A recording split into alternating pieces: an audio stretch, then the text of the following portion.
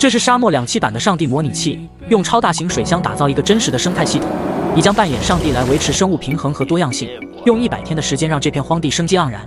第1天，你创造世界，将5种不同的泥土混为一体，倒入水箱建立基质，接着放入岩石，再把仙人掌种植其中。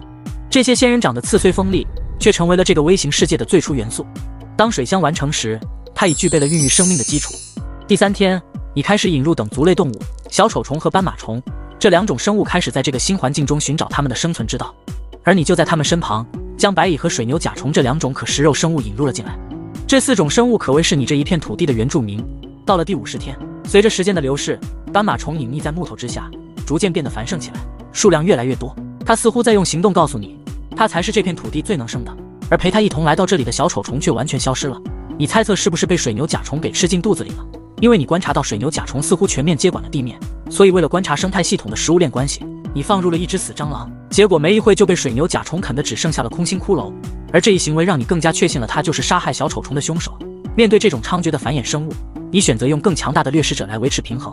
于是沙丘蝎子登场了，它是一种恶毒的掠食者，毒刺上的白色小水滴含有强力毒液，让人不得不小心。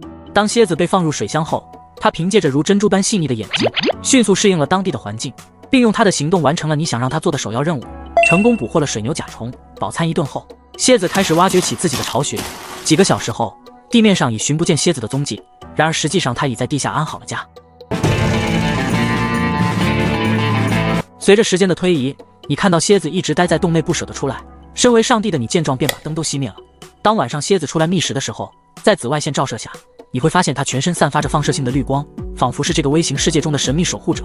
到了第60天，你发现蝎子的到来并没有完全解决问题，水牛甲虫繁殖的速度很快，已经超出了蝎子的控制能力，所以你开始引入蓝色死亡昏厥甲虫。这虫和长虫不同，它们拥有3种特殊能力。首先，它们有着自制的防晒霜，壳上的白色粉末能够使它们免受沙漠阳光的照射。其次，它们有一个可以储存水资源的巨大肚子，就像骆驼一样，能在没有水的情况下存活很长时间，以及它那坚不可摧的盔甲，可以使它们在沙漠环境中具有强大的生存能力。当你把它们放入水箱中，不曾想没一会儿的功夫，一只蓝虫仿佛嗅到了蝎子的气味，晃晃荡荡地爬进了它的洞穴。随即一场紧张的对峙即将展开。好在蓝甲虫只是轻轻地拍了下蝎子，而蝎子则是战略性退了2步，然后同样的拍了拍蓝甲虫。此刻2虫似乎达成了某种协议，之后蓝甲虫便摇摇晃晃地离开了蝎子的洞穴。不料身为上帝的你为了自身的满足感，决定在沙漠中来一场罕见的暴风雨。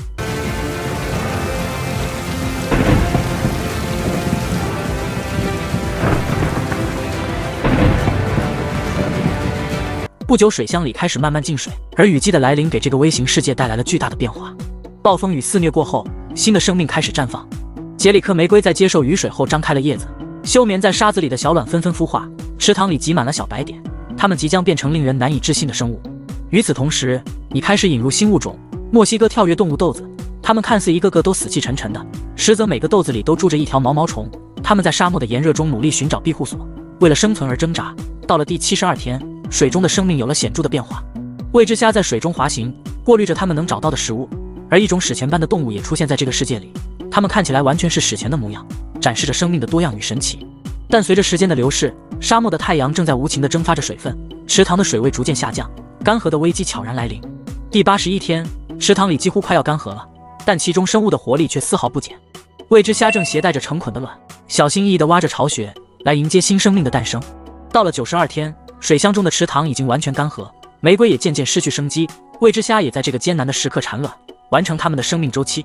尽管此时的生活看似光秃秃的，但仔细观察会发现，数百个未知虾卵在等待着下一次雨季的来临。而你为了让这个微型世界的生态系统继续保持平衡和活力，你便打算引入新的捕食者——胡须龙。你将成功解锁全新关卡，接下来你将带着它在下个视频充满挑战的环境中，踏上寻找食物链顶端的征程。